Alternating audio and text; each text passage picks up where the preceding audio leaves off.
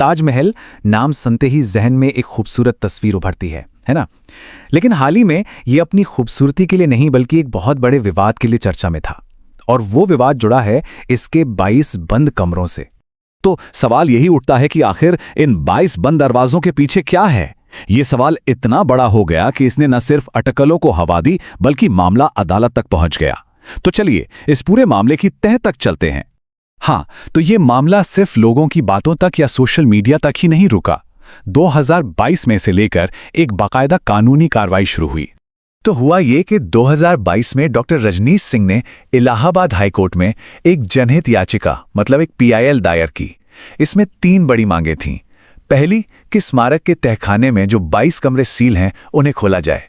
दूसरी, इन कमरों की जांच के लिए एक स्पेशल कमेटी बने। और तीसरी, ताजमहल के सच्चे इतिहास का पता लगाया जाए। अब जब मामला अदालत में था तो सबकी नजरें 2 बड़ी संस्थाओं पर थी। एक तो खुद अदालत और दूसरी भारतीय पुरातत्व सर्वेक्षण यानी ASI। देखते हैं कि दोनों का इस पर क्या रुख रहा।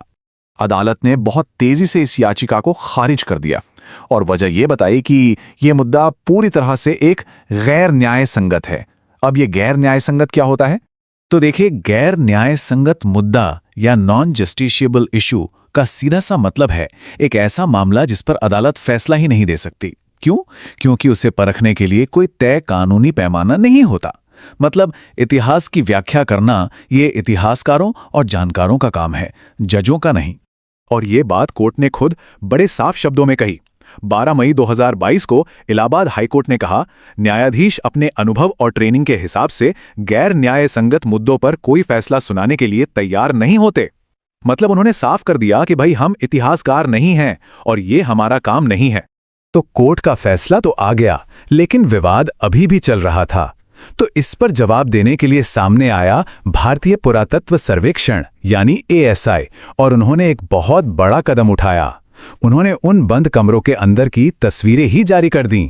तो एक तरफ दावे क्या थे कि इन बंद कमरों में शायद मूर्तियां हैं, कोई धार्मिक चिन्ह है या कोई और ऐतिहासिक सबूत छिपा है, और दूसरी तरफ ASI ने क्या दिखाया।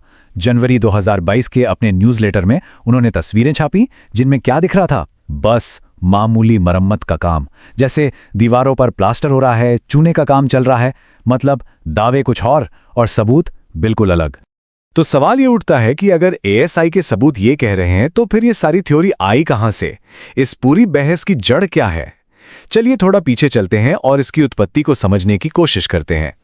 इस पूरी थ्योरी का जो सोर्स है वो एक लेखक के काम में मिलता है जिनका नाम था PN ओक यानी पुरुषोत्तम नागेश ओक।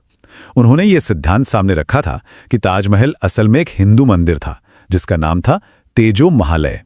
यहां यह जानना भी जरूरी है कि जो मेन स्ट्रीम इतिहासकार हैं वो उनके इस काम को ऐतिहासिक नकारवाद या हिस्टोरिकल नेगेशनिज्म मानते हैं। अच्छा, उनके ताजमहल वाले सिद्धांत को थोड़ा और समझने के लिए उनके कुछ दूसरे दावे भी देख लेते हैं। उनका कहना था कि ईसाई धर्म कृष्ण नीति से बना है, या कि वेस्टमिंस्टर एबे, हाँ लंदन वाला, वो भी एक हिंदू मंदिर था। यहां तक कि मक्का में काबा भी कभी एक शिव मंदिर था। तो इन दावों से उनके काम के पैटर्न का एक अंदाजा लगता है। चलिए अब इस ऐतिहासिक बहस को एक तरफ रखते हैं और जरा साइंस और इंजीनियरिंग के नजरिए से देखते हैं, क्योंकि इन तहखानों के होने और बंद रहने के पीछे एक बहुत ही प्रैक्टिकल वजह भी है। जो ASI के पुराने अधिकारी रहे हैं जैसे के मोहम्मद, जो खुद इन कमरों में जा चुके हैं, वो बताते हैं कि ऐसे तहखाने या बेसमेंट रूम्स मुगल दौर की इमारतों में बहुत आम थे, और इन्हें बंद रखने की सबसे बड़ी वजह टूरिस्ट्स की सेफ्टी है। कोई रहस्य नहीं, बस सुरक्षा। और यहीं पर ताजमहल की असली और शायद सबसे कम सुनी गई कहानी छिपी है, उसकी जबरदस्त इंजीनियरिंग में। सोचिए, यमुना के किनारे रेतीली जमीन पर इतनी भारी इमारत कैसे खड़ी की गई होगी? तो सबसे पहले नदी के किनारे की जमीन को ठोस चट्टान मिलने तक खोदा गया। फिर 50 से भी ज्यादा गहरे कुएं बनाए गए, और इन कुओं में पानी में भी ना सड़ने वाली लकड़ियां जैसे साल, आबनूस और मोहगुनी डाली गईं। और इस पूरी इंजीनियरिंग का सबसे दिलचस्प हिस्सा अब आता है। ये जो लकड़ी की नींव है ना, इसे मजबूत बने रहने के लिए सूखने की नहीं बल्कि लगातार नमी की जरूरत होती है। जी हां, यमुना नदी का पानी ही इसकी नींव को सड़ने से बचाता है और उसे ताकत देता है। मतलब जो नदी बगल में बह रही है वो इसके लिए खतरा नहीं बल्कि इसकी जिंदगी है। तो ये सारी बातें जानने के बाद आज के दौर में इसका क्या मतलब है? ये पूरा विवाद हमें अपने समय के बारे में क्या बताता है? देखिए, ताजमहल के बंद कमरों की ये जो बहस है, ये सिर्फ एक इमारत के बारे में नहीं है, ये एक केस स्टडी है।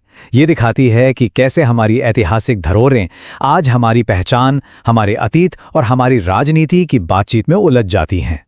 और ये पूरी कहानी हमें एक बहुत बड़े सवाल के साथ छोड़ जाती है कि कोई भी समाज अपनी साझा विरासत को गलत जानकारी और अफवाहों से बचाते हुए अपने इतिहास की गहराई से और ईमानदारी से पड़ताल कैसे कर सकता है।